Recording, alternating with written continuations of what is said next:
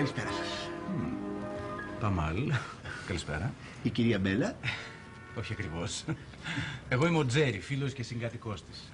Δουλεύαμε παλιά μαζί σε μια αεροπορική εταιρεία, υπτάμενη. Εγώ βέβαια συνεχίζω και δουλεύω ακόμα εκεί. Και η κυρία Μπέλα, πού είναι? Τώρα δουλεύει σε μια γκαλερί. Τώρα? Μα είχαμε ραντεβού. Όχι τώρα.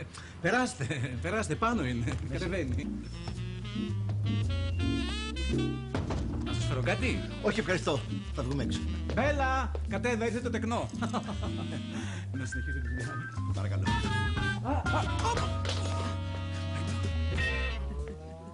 Σόδομα κι εγώ, μωρά. Καλά, δεν μπορείτε να κρατηθείτε. Ποιος είναι αυτός? Η κυρία. Αφήστε με να μαντέψω. Θα πρέπει να είσαστε η αδελφή της Μπέλας μου. Άλλες είναι οι αδελφές εδώ μέσα. Είσαστε πολύ χαριτωμένοι. Ευχαριστώ. Όντως. Να συνεχίσω. Χάρη μου, ήρθες! Μπέλα, μπελίσιμα.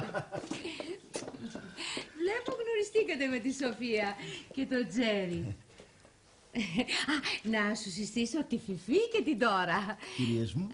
Η Σοφία είναι η μαμά της Δώρας. Είχε μια περιπέτεια. Πήρε φωτιά το κτίριο που ζούσε. Αυτό είναι φοβερό.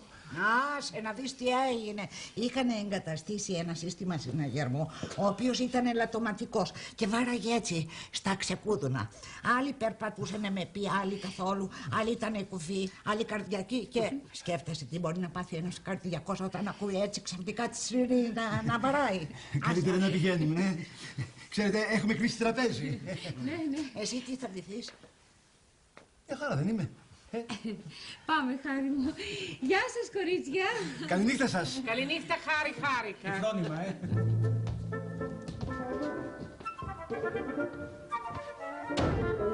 Μπορεί να μου πει κανείς τι χρώμα έχουν τα μαλλιά του? Τα βάφη. Κομμωδίνη.